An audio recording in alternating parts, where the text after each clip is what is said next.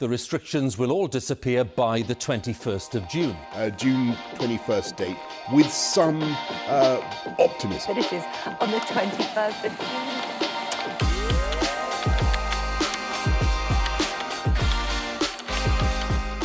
June. We are back, baby! I don't know if I'm like, I don't know, high up? Or should we go low down? Well, hello everybody and welcome back to my channel, where today I'm back at uni, as you can freaking damn tell. Today I'm going to do a nice snappy short video to be in pocket freaking PT. I want to be your little best friend to help us get a little bit leaner for the 21st of June. So I've initially said that you do not need to lose fat when lockdown is over, but a lot of people are wanting to, and I see a lot of misinformation being sold out to people because there is now a specific date. So I kind of want to jump in there before anyone says absolute rubbish to you and you start doing a stupid diet, start doing silly exercises, or start freaking starving yourself. So I'm here to help you plan your fat loss journey for the next freaking, I don't know, how many weeks is it? Like 9 weeks? So I really hope you enjoyed this video. If you do, always make sure that you give it a big thumbs up and make sure you are subscribed to my channel so that you can see more videos like this.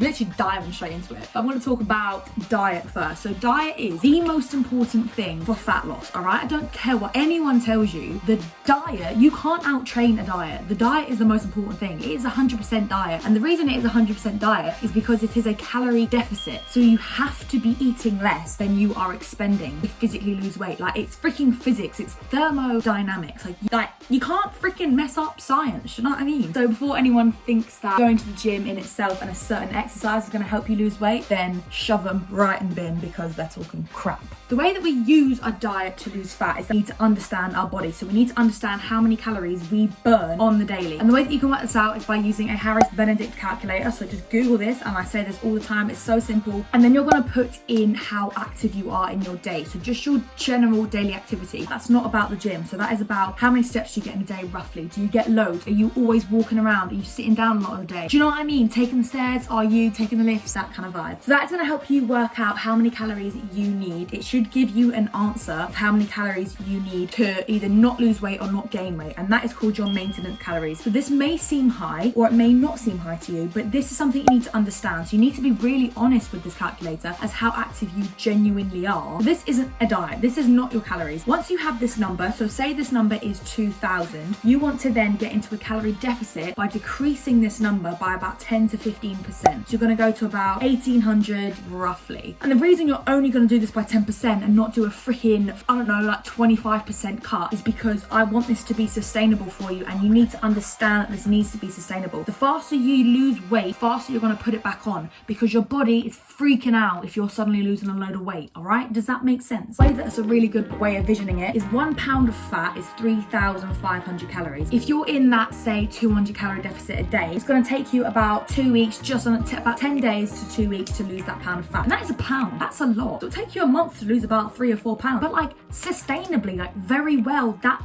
fat is a bye-bye if you obviously stick to making this a lifestyle and all that. Do you know what I mean? So this is how you should view it, and not think to view losing a kilogram every single week. So that is how you should work out your calories, and in a sustainable way. So now we're going to break down the fact that we have our genuine calories here. We're going to break it down into which macronutrients you should be having. So macronutrients are the build-up of food. So you've got your proteins, your fats, and your carbs. And we're going to start with protein because protein is the most important one when it comes to fat loss. And the reason being is because it takes a lot of energy to break it down, and therefore actually burns calories as you're digesting it. Don't overthink that, right? But you want to be looking at having about 1.5 to 2.2 grams of protein per kilogram of body weight. That was like really weirdly said. For example, if you weigh about 60 grams, mate, imagine weighing 60 grams. If you weigh about 60 kilograms, then work out about 1.5 to maybe like 1.8 grams per kilogram. So 1.8 times 60, and then you'll get, I don't know, something like 110 grams, 120 grams of protein. And then you just need to figure out how you can fit that into a diet. And my boy, if you don't have a lot of protein and you suddenly start having a lot of protein, you will be like, damn, I'm so full, because it's brilliant. It just keeps you full for so long because it takes so long to digest. It's just brilliant stuff.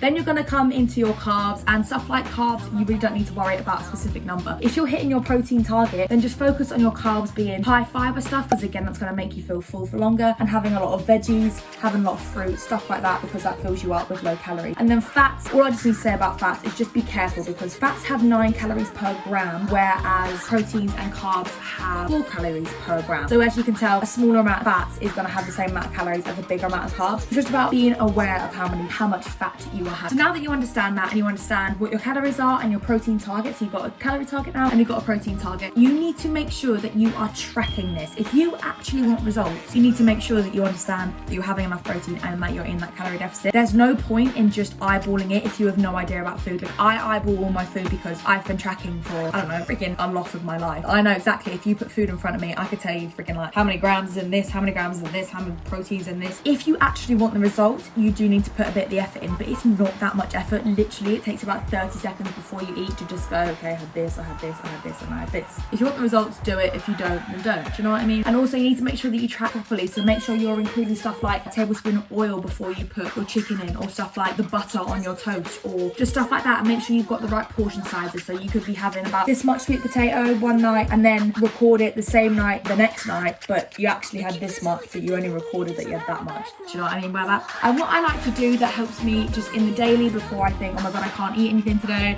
freaking calorie deficit, is I pre-track. So like, I wake up in the morning, I'm like, what do I want to eat today? And I just check it all down, and I'm like, oh my god, I've got like 300 calories left. Oh my god, for after dinner I'm gonna have this, this, and this. Or like, oh, I'll make my lunch bigger. Do you know what I mean? I can like, pre-tracking is actually quite fun to have. I implement my snacks in. I'll like deduct things to make sure I can have snacks. Do you know what I mean? Stuff like that. Got the diet part. Now we need to come into the activity part. So we've done the energy intake. Now we need to sort out the energy expenditure. When it comes to energy expenditure, you've got the big old fat BMR, your basal metabolic rate, which is what your body burns at rest. So your body burns, you don't have to do anything, and your body will burn these calories. And this is your gender, your height, your weight, muscle mass. But we can't massively control that, but I will explain to you how to minorly tweak it. Do you know what I mean? So we can't really control that. Don't worry about doing all that stuff. What we can control is keeping our activity levels up. So one of the biggest things is your non-exercise activity thermogenesis, so your NEAT, and this is really neglected when people try to increase their fat loss. So people think about going to the gym and doing a really heavy 1 hour session at the gym, which is brilliant. If you want to do that, great, but then people go home and they sit down all day, they do absolutely nothing and think that they're very active throughout the day. So that's where they can have a problem, because that 1 hour at the gym actually burns less calories than if they were to just be genuinely active throughout the day. So as you can tell, the moral of the story is stay active throughout your day. Make sure you're getting a lot of steps in. Get a Fitbit, check your health app on your phone, and make sure you're getting at least 10,000 steps in. And boy, it is so, like, if you don't get steps in and you're suddenly about to go get a load of steps in, you're going to see results fast, man, because increasing your activity levels, you don't understand how many calories you burn from just doing that. Like, it's just brilliant. And then we're going to come into the exercise part. So as I said before about the basal metabolic rate, which is the stuff you burn at rest, when we come into exercise, if you start to do resistance training, and I'm not saying go freaking ham and get freaking gigantic or whatever, which you can't get bulky with women wise. If you start to minorly increase your muscle mass, which is beautiful because you can change your body composition, you can get a big peachy bum, You can have lovely sculpted legs. sculpted arms, abs, you can like make your waist look smaller if you train your lats. Oh, stunning. If you start to do that, you will start to actually increase that resting metabolic rate because you have more lean mass, which is brilliant. So if you wanted to do that, then go ahead, my lady. So resistance training is brilliant because you can increase your resting metabolic rate as well as the calories you are burning whilst doing resistance training, which is actually very hard, and you burn hella calories. You also burn calories after the session itself because in recovery, your body needs to burn more calories to repair the muscles that has been damaged. So it's pretty sick. But if you are more of a cardio fan and you do love cardio, then great, go for cardio. But all I want to say about cardio is that it is a short-term calorie burn. So just think, if you are burning 200 calories in that session, that's it. And that is just aiding your calorie deficit, all right? The actual workout itself is not burning fat. If you ever see fat burning workouts, they're not burning fat. They're just helping you burn calories to create a bit more of a deficit. Does that make sense? So do what you want. I find when it comes to fat loss, don't make your life a misery. Don't do stuff you don't want to do. If you want to exercise, then exercise, but just do what you like to do. If that is dancing around the kitchen table for an hour, then go ahead and that's fun. If that's doing HIIT in front of a TV and bouncing in the living room, that's fun. If it's lifting heavy weights, and it's just about doing stuff that makes you sort of happy and makes you not feel like you're absolutely in hell. And just to talk about some diet diets and sort of types of exercise. So the reason why a lot of people like diets and doing diets is because they've got that little bit of motivation. And I can really see that when you just wake up one day and you're just like, yeah, I'm gonna start a diet, and you've got a specific plan. I feel like it's the plan that help people stick with diets. And diets do work because they are putting you in a calorie deficit. And I think that's what people need to understand. The diet itself is not making you burn fat. Not having carbs is not making you lose fat. And not freaking eating more lettuce than usual is making you lose fat. It's normally because you're cutting out a whole macronutrient, so you're going to be not eating as much. And stuff like intermittent fasting, the actual not eating for a certain window is not making you lose fat. It's the fact that you're not having breakfast, so you're skipping out on a whole meal, and you're most likely going to reduce your calories for the rest of the day. And just to finish off, I only got 2 questions for this, so I just wanted to address the 2 questions and any other questions that you can obviously ask me down here if you need any questions about anything to do with fat loss, and just let me know. But one of them was, oh, I've lost all my motivation, basically. She used to go to the gym or work out like 5 times a week, and now she just has no motivation. And I think what I find can really diminish people's motivation is the fact that they feel like they have to do 1 hour really heavy workouts 5 times a week. Like, no. And that is what I want you to understand, the more of diets. Like, you don't have to do any workout to lose fat. You don't even have to get out of bed. But if you're eating less than that resting metabolic rate, then you're still gonna lose weight. So I think with motivation, don't overthink it. I think there's always that guilt with not doing something, because it's like, oh my god, I used to do this, I'm not doing this anymore. No, maybe just walk outside. If you can't get a workout done in your day, just do something that doesn't require motivation. So just going out for a walk, like, just rather than going like, I need to hype myself up to do a whole hour. So basically just lower the expectations, lower the pressure, and just sort of follow all these little things. Relax,